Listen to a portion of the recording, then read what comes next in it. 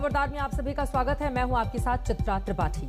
खबरदार में आज हम सबसे पहले बात करेंगे कोरोना के पीक की, क्योंकि आप सभी के मन में यह सवाल आ रहा होगा कि इस महासंकट से छुटकारा कब मिलेगा, कब कुछ राहत की खबर सामने आएगी, कब संक्रमण की रफ्तार कम होगी, कब नए केस कम होंगे। देश में 13 राज्य ऐसे हैं जिनमें केस कम होने के शुरुआती संकेत मिले हैं। इनमें दिल्ली, छत्तीसगढ़, महाराष्ट्र, पंजाब, झारखंड और उत्तर प्रदेश जैसे राज्य हैं। महाराष्ट्र में पीक आने की बात की जा रही है, क्योंकि कम से कम 12 जिले ऐसे हैं जहां लगातार नए केस कम हो रहे हैं। लेकिन यह भी आंकड़ा देखना जरूरी है कि देश के 22 राज्यों में पॉजिटिविटी रेट 15% से ज्यादा है और 9 राज्यों में यह रेट 5 से 15% के बीच है।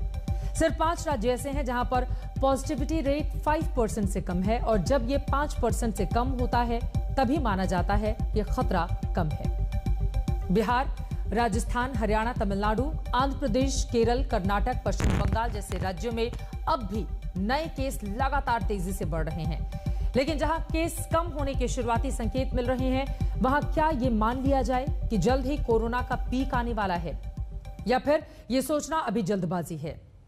आईआईटी कानपुर के विशेषज्ञों ने जो अनुमान लगाया है उसके मुताबिक यूपी में लखनऊ, कानपुर, प्रयागराज, वाराणसी जैसी जगहों पर संक्रमण का ग्राफ 20 मई के बाद कम होने लगेगा। एम्स के डायरेक्टर के मुताबिक मध्य भारत में 15 मई तक संक्रमण का ग्राफ नीचे आ सकता है। आईआईटी हैदराबाद के विशेषज्ञों के मुताबिक 7 मई तक पीक आ सकता है।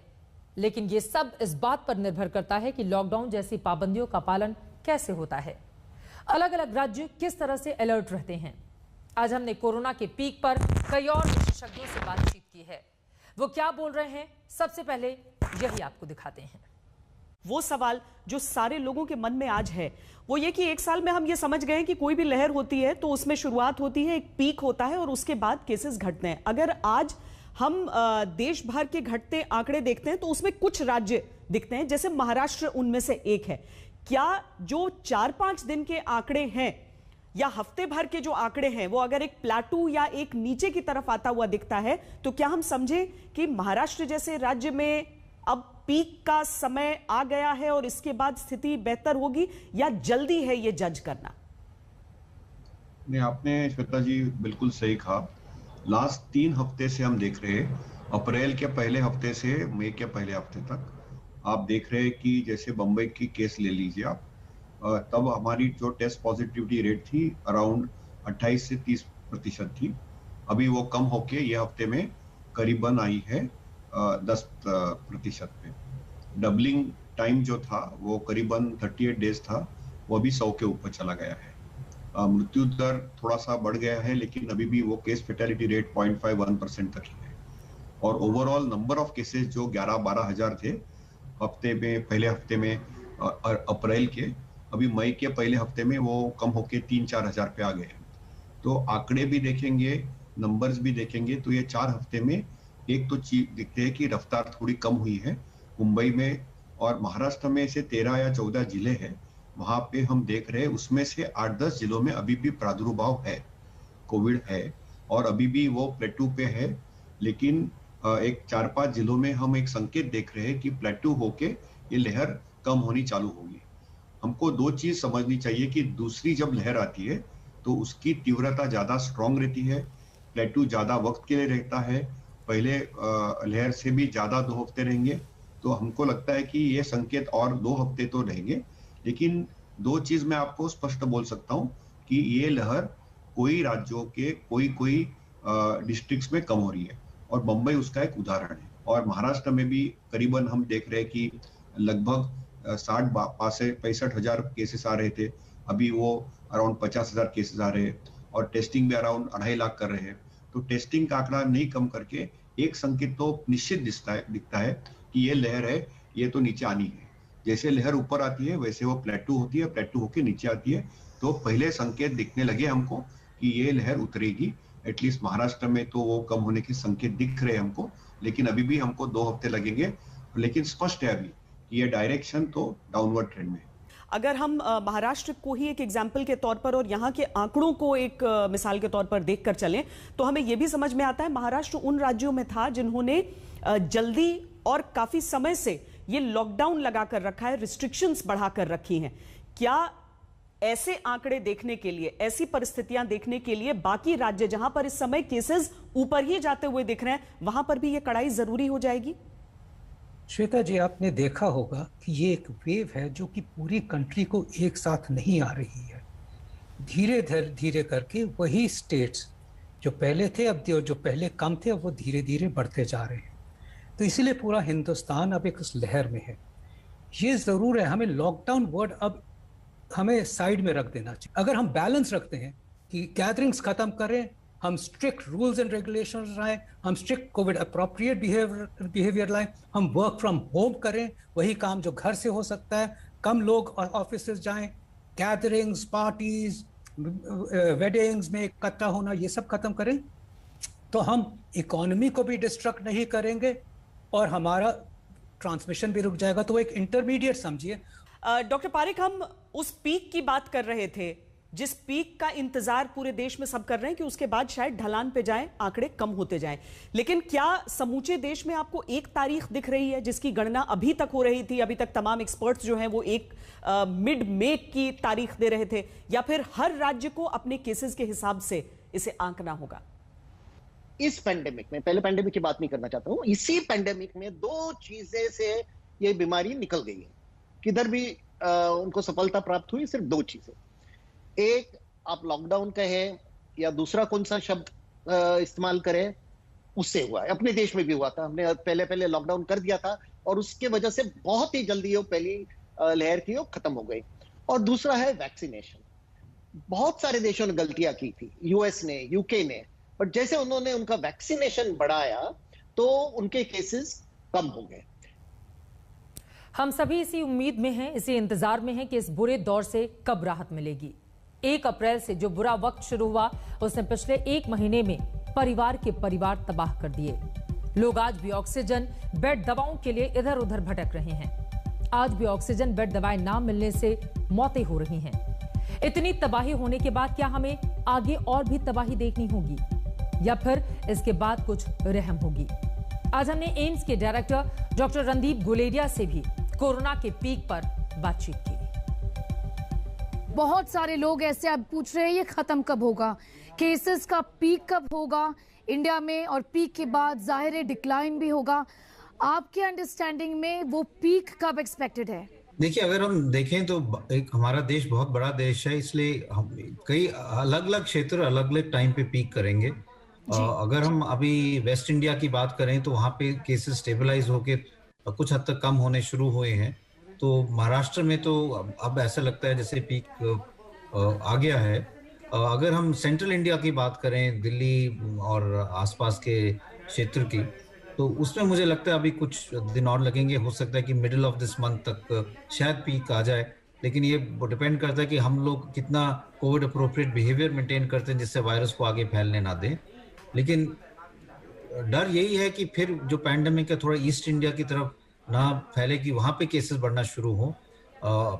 असम और बंगाल में देखें तो वहाँ पे अभी केसेस बढ़ने शुरू हुए हैं, तो ये भी एक चिंता का विषय है। तो मेरा ये मानना है कि पीक जो है वो हर एक अलग अलग एरियाज में थोड़ा से अलग अलग टाइम में आएगा। लेकिन अगर हम पूरी तरह से कोविड अप्रोप्रिएट बिहेवियर निभाएं तो अगले इस महीने के एंड तक केसेस कम हो जाने चाहिए। अब सवाल यह है कि देश इस महासंकट से कैसे बाहर निकल सकता है।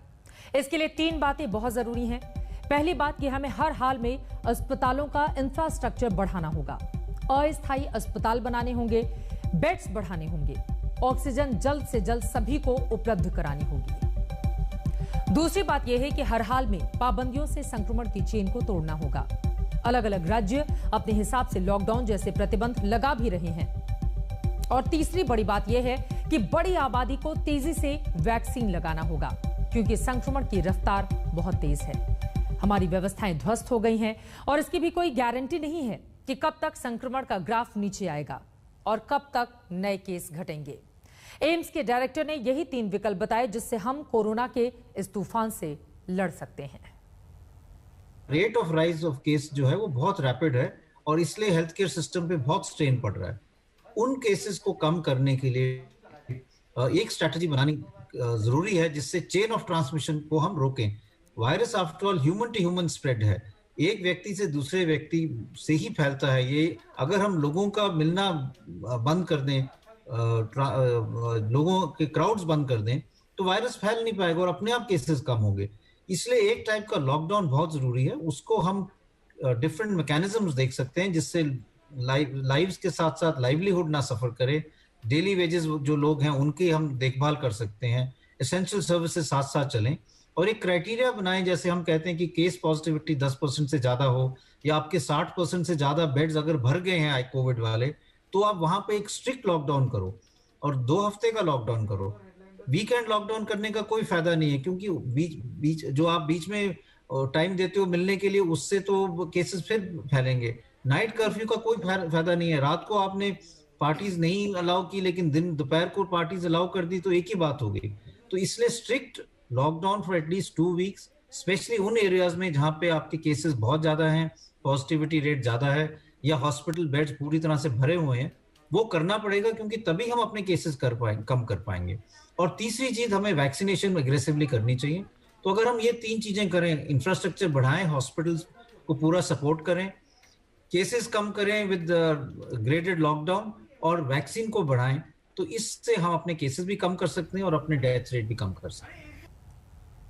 एम्स के डायरेक्टर ने कल सिटी स्कैन पर भी देश को सावधान किया था और यह कहा था कि कोरोना जांच के लिए बिना सोचे समझे सिटी स्कैन नहीं करवाना चाहिए, क्योंकि एक सिटी स्कैन 3 से 400 चेस्ट एक्सरे के बराबर होता है और इससे आगे चलकर कैंसर का खतरा भी हो सकता है। लेकिन दिक्कत यह है कि अगर RT-PCR टेस्ट में कोविड पकड़ में नहीं आता तो फिर क्या करना चाहिए?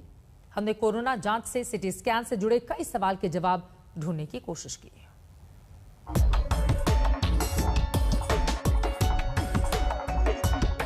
RT-PCR टेस्ट में कोरोना पकड़ में नहीं आया तो खुद से सिटी स्कैन कराने का फैसला खतरनाक है।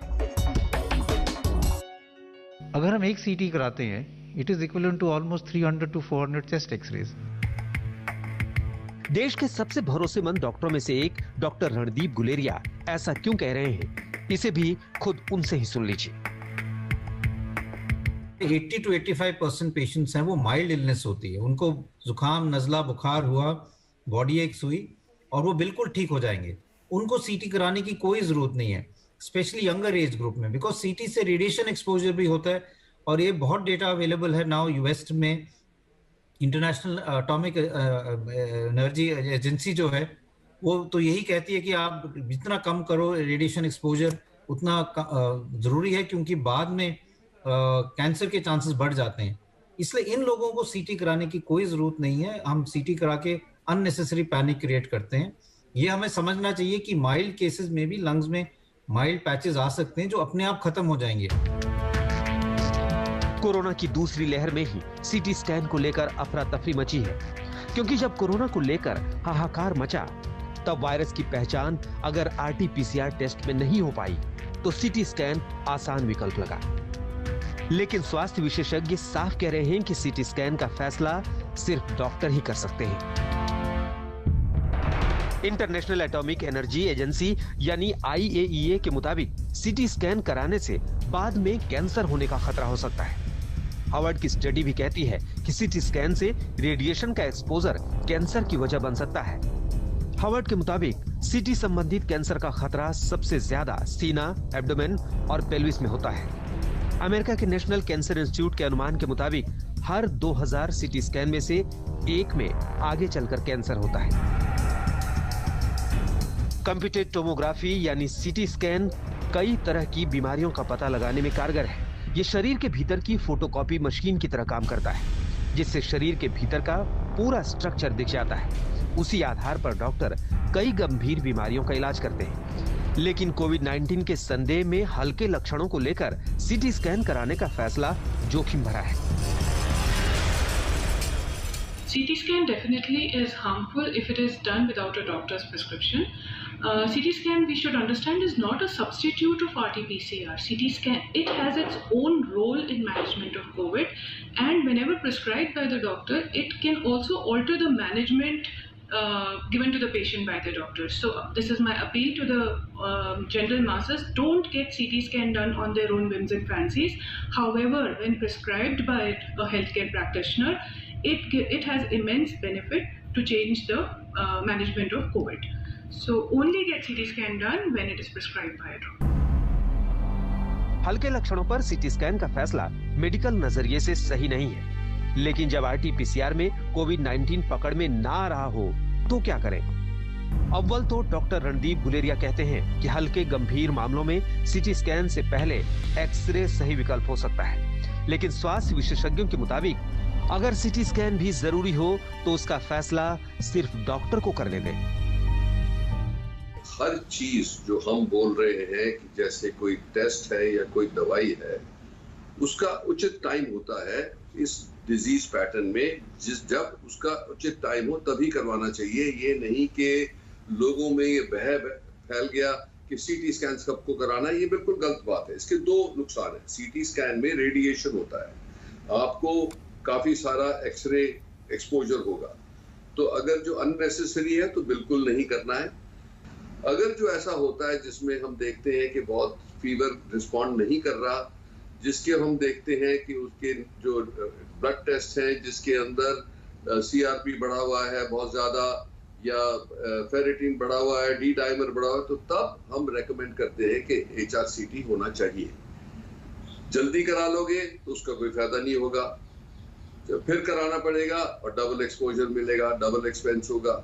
एक डॉक्टर आपको गाइड करेगा कि कब क्या करना चाहिए। ये मत सोचें कि किसी और का हुआ था सीटी स्कैन तो मैं भी करवा लूं, किसी और ने वो रेमडेसिविर ली तो मैं भी रेमडेसिविर लगवा लूं, किसी और को टोसिलुजुमैब लगी है तो मैं भी लगवा लूं। ये बिल्कुल उचित नहीं है, इससे नुकसान होता है क्योंकि हर चीज का साइड इफेक्ट होता है। डॉक्टर डिसाइड करेंगे कब कौन सा टेस्ट फायदेमंद हो सकता है और ट्रीटमेंट को ऑल्टर कर सकता है, ये आप खुद नहीं डिसाइड कर सकते। सेकेंडली, हम पेशेंट को ट्रीट करते हैं, टेस्ट को नहीं ट्रीट करते हैं।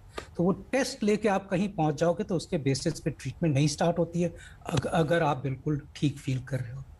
सीटी स्कैन तब करते हैं जबकि आपको ऑक्सीजन की कमी हो और डॉक्टर ये कह रहा है कि अब मुझे next line of treatment decide करनी है। फर्स्ट लाइन ऑफ ट्रीटमेंट तो 90% के माइल्ड सिम्टम्स होते हैं, वो ठीक ठाक होकर वैसे ही बेटर हो जाएंगे।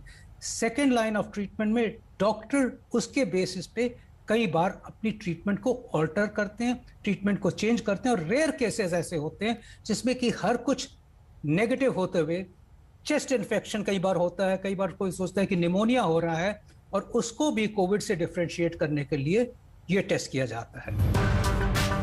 कोविड-19 महामारी गंभीर है, लेकिन उसके खिलाफ दहशत में आना महामारी में आ बैल मुझे मार की नौबत लेकर आएगी। दिल्ली से स्नेहा मोरदानी के साथ आज तक ब्यूरो। आप देख रहे हैं खबरदार। दिल्ली में ऑक्सीजन का भयानक संकट है। इस संकट पर हाईकोर्ट में लगातार 10 दिन से सुनवाई हो रही है, इसके बावजूद कहीं सुधार नहीं दिख रहा। इसीलिए हाईकोर्ट का गुस्सा भी फूट रहा है। दिल्ली हाईकोर्ट ने 700 मीट्रिक टन ऑक्सीजन रोजाना सप्लाई करने के आदेश का पालन न करने को लेकर केंद्र सरकार को अवमानना का नोटिस दे दिया है। राज्यों को ऑक्सीजन सप्लाई का जिम्मा देख रहे केंद्र सरकार के 2 अधिकारियों सुमित द्वारा और पीयूष गोयल को कल हाईकोर्ट में पेश होकर बताना होगा कि दिल्ली को 700 मीट्रिक टन ऑक्सीजन रोजाना सप्लाई क्यों नहीं हुई। 1 मई को दिल्ली हाईकोर्ट ने अपने आदेश में कहा था कि केंद्र ने दिल्ली को ऑक्सीजन सप्लाई का जो कोटा तय किया है वो हर हाल में पूरा होना चाहिए। 30 अप्रैल को सुप्रीम कोर्ट ने भी कहा था कि 3 मई से पहले दिल्ली को ऑक्सीजन किल्लत को दूर किया जाना चाहिए। लेकिन जब दिल्ली की ऑक्सीजन जरूरत पूरी नहीं हो रही तो दिल्ली हाईकोर्ट ने अपने आदेश और सुप्रीम कोर्ट के आदेश का पालन न होने को लेकर केंद्र सरकार के खिलाफ कड़ा रुख अख्तियार कर लिया। हाईकोर्ट का गुस्सा उनकी टिप्पणियों में समझा जा सकता है।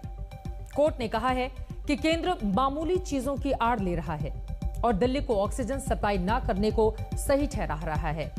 आप क्या आइवरी टावर में रहते हैं? आप रेत में शुतुरमुर्ग की तरह सिर छिपा सकते हैं, लेकिन हम ऐसा नहीं करेंगे।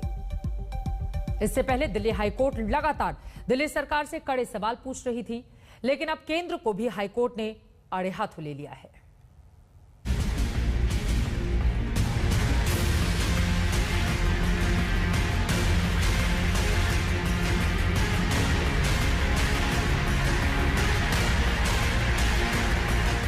सबसे पहले आप वो सुनिए जो दिल्ली हाई कोर्ट ने केंद्र सरकार को कहा।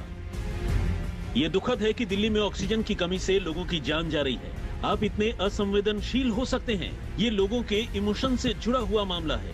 लोगों की जान खतरे में है। इस पर आप आंखें मूंद सकते हैं, लेकिन हम नहीं। जो दिल्ली सरकार कह रही है वो सिर्फ बयानबाजी नहीं है। हाईकोर्ट की तल्ख टिप्पणी से आप समझ गए होंगे कि ऑक्सीजन की कमी को लेकर अदालत किस कदर नाराज है। दिल्ली सरकार कोर्ट को बता चुकी है कि कोरोना से निपटने के लिए पर्याप्त ऑक्सीजन नहीं मिल रहा है। हाईकोर्ट की फटकार के बाद केंद्र सरकार ने अदालत को जवाब दिया कि 138 क्रायोजेनिक टैंकर आयात किए जा रहे हैं और 50 का निर्माण किया जा रहा है, जिस पर कोर्ट ने सवाल उठाया कि आप भविष्य की योजना क्यों नहीं बना रहे हैं? क्या ये 1 सप्ताह या 2 सप्ताह में नहीं हो सकता है? आज पूरा देश ऑक्सीजन के लिए रो रहा है।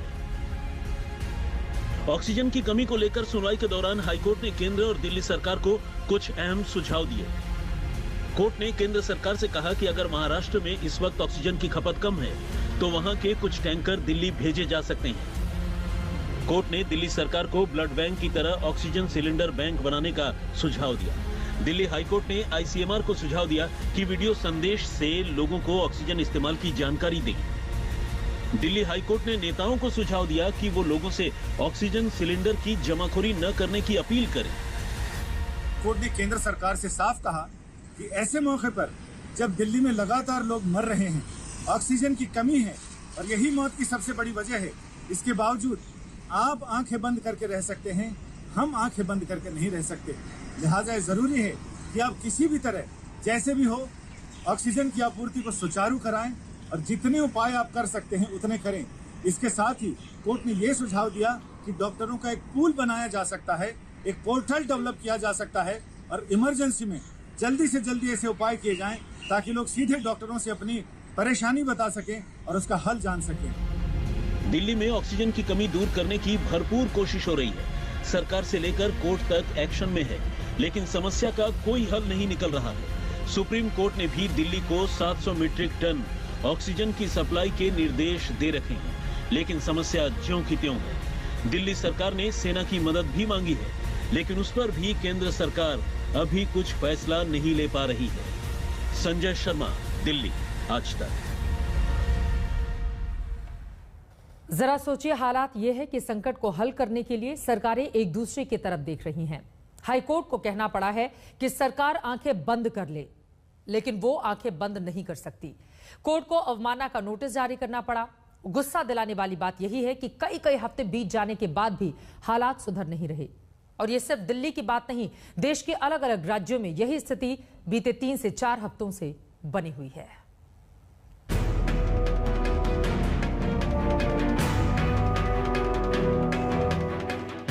महीने भर से वैसी ही तड़प है, वैसी ही बेबसी है, वैसी ही लाचारी है और वैसी ही बदहवासी है।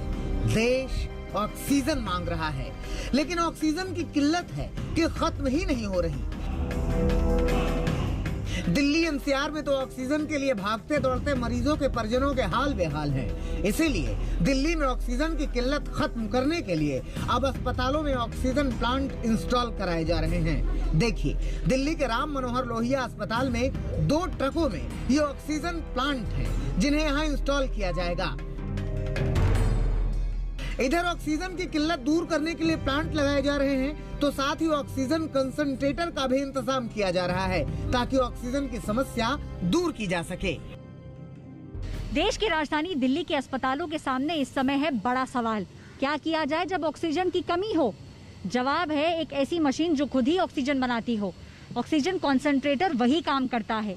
ऑक्सीजन कॉन्सेंट्रेटर में जितने भी इंडिकेटर्स बाहर दिए हुए हैं, उससे अस्पताल के मैनेजमेंट को पता चल जाएगा कि कितना ऑक्सीजन मशीन बना रही है और कितने और ऑक्सीजन की ज़रूरत है। छोटा हॉस्पिटल हो या बड़ा अस्पताल हो, इस समय ज़रूरत है इस ऑक्सीजन कॉन्सेंट्रेटर की, क्योंकि देश की राजधानी दिल्ली में डिमांड और सप्लाई में काफ़ी बड़ा गैप आ चुका है। एक समय में ये ऑक्सीजन कॉन्सेंट्रेटर मशीन 50 से 60 ऑक्सीजन सिलेंडर्स भर सकती है और पूरे अस्पताल की 15% ऑक्सीजन की डिमांड को भी मीट कर सकती है। सबको मालूम है कि बगैर ऑक्सीजन के दिल्ली तड़प रही है। बावजूद इसके दिल्ली में ऑक्सीजन की कालाबाजारी तेजी से हो रही है। सिविल लाइन के एसडीएम ने कमला नगर में एक पीजी में छापा मारा और 8 भरे हुए ऑक्सीजन सिलेंडर बरामद किए। दिल्ली के अलावा अलग अलग शहरों में भी ऑक्सीजन की समस्या जस की तस है। लखनऊ में ऑक्सीजन की किल्लत दूर करने के लिए जमशेदपुर से ऑक्सीजन मंगवाई गई है। जमशेदपुर से ऑक्सीजन के 10 कंटेनर लखनऊ पहुंचे हैं। इसमें करीब 80 मीट्रिक टन ऑक्सीजन है। इस ऑक्सीजन के लखनऊ पहुंचने से लखनऊ वालों की सांस में सांस आई है। इधर गाजियाबाद में ऑक्सीजन के लिए गिड़गिड़ाते इस शख्स के मरीज के लिए आखिरकार ऑक्सीजन का इंतजाम डीएम ने करा दिया। कुल मिलाकर यूं समझिए कि पूरा देश ऑक्सीजन मांग रहा है। जहां भी देखिए मरीज और उसके परिजन सिर्फ इसी उम्मीद में हैं कि किसी तरह ऑक्सीजन की व्यवस्था हो जाए। कोरोना की इस तूफानी लहर ने हालात बिगाड़ के रख दिए हैं। आज तक ब्यूरो। जब कोरोना के आगे सारे सिस्टम जैसे खुद बीमार हो गए हैं, देश भर में रोज आ रहे नए संक्रमित और मौतों का सिलसिला थमता नहीं दिख रहा है, तब कोरोना के इस जानलेवा रफ्तार को रोकने का विकल्प क्या है? राज्यों ने अपनी अपनी तरह का लॉकडाउन लगा दिया हो, लेकिन एक बार फिर से संपूर्ण राष्ट्रीय लॉकडाउन की मांग जोर पकड़ रही है। जितने दिल्ली में राशन कार्ड धारक हैं, लगभग 72 लाख राशन कार्ड धारक हैं। इन 72 लाख लोगों को अगले 2 महीने के लिए मुफ्त में राशन दिया जाएगा। इसका मतलब आप ये मत निकालिएगा कि लॉकडाउन 2 महीने चलेगा। भगवान ना करे ज़्यादा दिन चलाना पड़े, भगवान करे कि जल्दी केसेस कम होना चालू हों और जल्दी लॉकडाउन खत्म हो। यूपी में 2 दिन का लॉकडाउन बढ़ाए जाने के बाद उन कुंज गलियों का हाल देखिए जो कृष्ण मुरारी की भक्ति से कभी सराबोर हुआ करती थी। इस वक्त मैं बांके बिहारी मंदिर मथुरा में मौजूद हूं और देखेंगे तो इस मंदिर में देश विदेश से रोजाना हजारों लाखों की तादाद में जो भक्त है वह यहाँ दर्शन करने के लिए आते हैं। लेकिन बांके बिहारी जी का ये मंदिर भी फिलहाल कर्फ्यू है, इस वजह से बंद पड़ा हुआ है। सड़कों पर लोग नहीं दिखाई देंगे। अलग अलग जितनी भी गलियां हैं वो पूरी तरह से जो है सूनी पड़ी हुई हैं। यूपी में तो लॉकडाउन है ही, लेकिन आज से लॉकडाउन की नई गाइडलाइंस भी जारी कर दी गई हैं। इन गाइडलाइंस के मुताबिक अब चिकित्सा सेवा के लिए लोगों को पास लेना पड़ेगा। बिहार में भी कोरोना का संक्रमण तेजी से फैल रहा है, इसीलिए बिहार सरकार ने निर्णय लिया है कि 15 मई तक लॉकडाउन लगाया जाएगा। माननीय मुख्यमंत्री जी ने सभी संबंधित लोगों से चर्चा करके ये निर्णय किया है जो राज्य के लिए आवश्यक था।